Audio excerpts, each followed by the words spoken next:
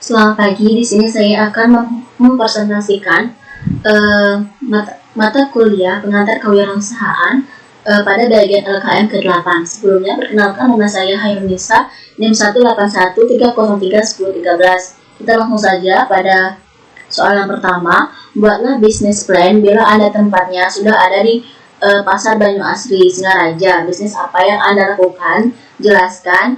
Nah, jelaskan plan bisnis Anda dengan model kanvas. Nah, di sini untuk model kanvasnya yaitu di mana key partnersnya itu ada Toserba, kemudian toko kue, kemudian ada singkong. Nah, kemudian key aktivitasnya ini yang pertama itu kegiatannya yaitu membeli hasil panen singkong dari petani singkong, kemudian mengolah singkong menjadi produk olahan, kemudian lahan tani. Key resource-nya di sini yaitu lahan tani singkong, kemudian alat pengolah standar makanan. Nah, kemudian value proposition-nya di sini yaitu ada kue bolu tape topping coklat, keju, green tea, choco oreo, yang mana bolu merupakan kue dengan berbentuk bulat, tekstur kue lembut, dan dari bahan baku tepung terigu, di mana tepung terigu di sini merupakan tepung atau bubuk halus yang berasal dari bulir gandum yang dapat digunakan sebagai bahan dasar pembuatan kue, mie, dan roti. Kemudian yang kedua itu ada meningkatkan daya saing produk lokal negara. Nah, kemudian untuk customer relationship-nya di sini yaitu mempromosikan keunggulan produk, manfaat produk, dan cita rasa produk tersebut lewat brosur, media, ataupun dengan cara lewat teman, kemudian teman lainnya memberitahu yang lain hingga tersebar. Kemudian di sini ada channels yaitu brosur dan media sosial. Kemudian ada customer segments-nya di sini dari anak-anak, orang dewasa, hingga pencinta makanan sehat.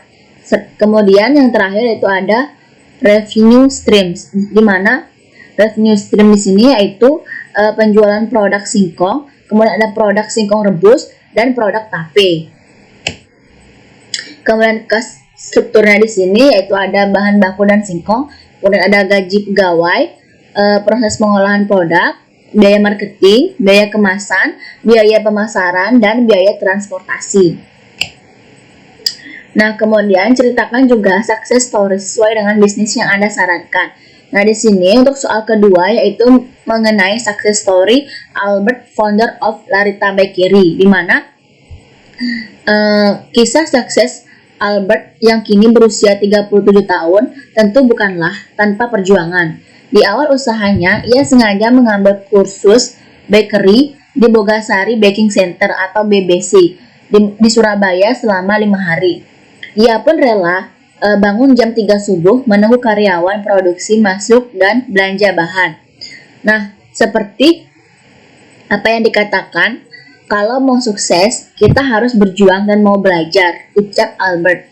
Kemudian, pada tahun 2002, usia Albert baru 21 tahun, tapi naluri bisnisnya sudah muncul. Terbukti di usia tersebut, pemuda yang masih kuliah di semester 4 di Surabaya ini sudah berani buka usaha. Namanya Larita Bakery, yang kini sudah memiliki 9 outlet di sekitar kota Surabaya dan satu lagi buka di Sidoarjo. Nah, ide membuka usaha bakery di sini yaitu pada saat masih kuliah.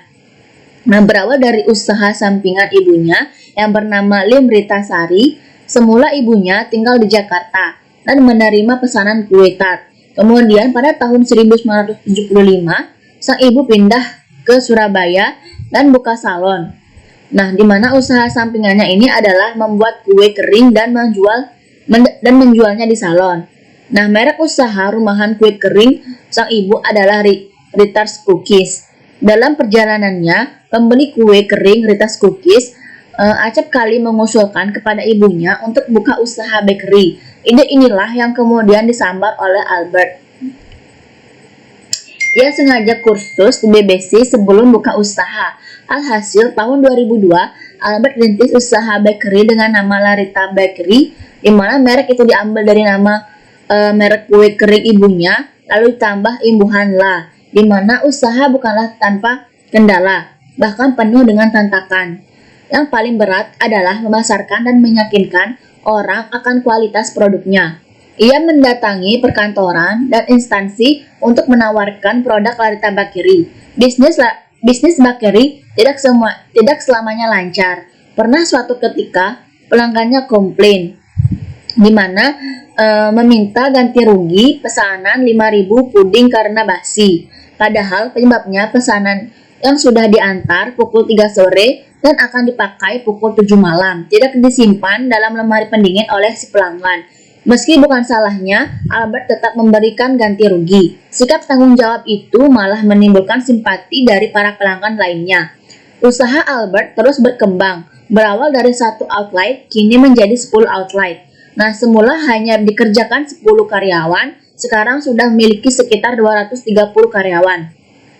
Dulunya hanya menghabiskan sekitar 10 kg terigu bogasari, kini mencapai 31 ton per bulannya.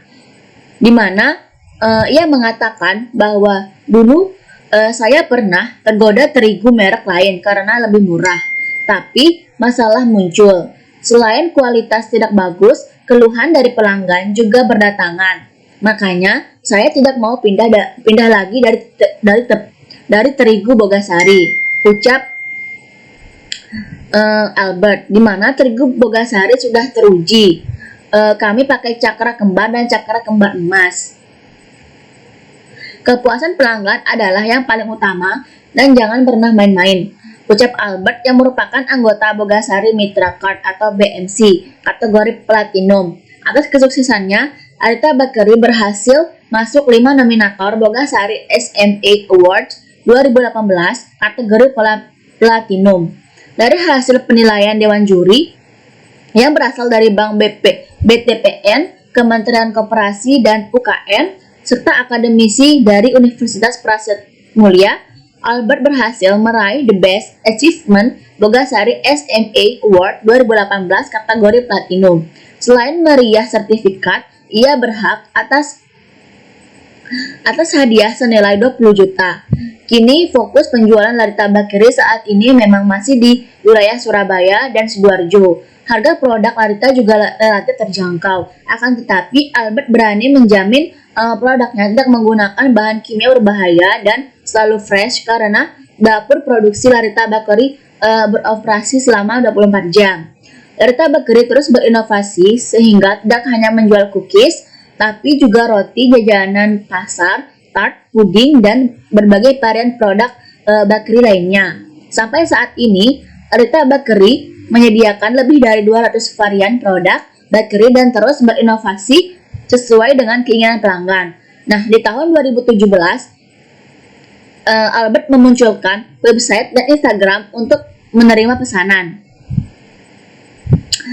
Selain meningkatkan penjualan dengan menggunakan e-commerce, bisa mendapatkan big data yang dapat diolah untuk mengetahui perkembangan selera masyarakat dan promo apa yang tepat untuk pelanggan. Tapar Albert. Kemudian, kini member Larita Bakery sudah lebih dari 70.000 orang. Setiap member diberikan kartu yang dapat diisi dengan sejumlah uang dan dapat menerima berbagai promo yang digelar setiap bulannya. Selain itu, Larita Bakery juga sudah memiliki aplikasi yang dapat diunduh di Play Store, yang isinya berupa daftar harga dan promo-promo yang diadakan oleh Larita Bakery. Nah, selain kemudahan dan kelebihan yang didapat, setiap 3 bulan sekali Larita mengadakan undian dengan hadiah utama 1 unit sepeda motor. Nah, sekian presentasi dari saya. Apabila ada kesalahan kata, saya mohon maaf. Saya akhiri dengan terima kasih.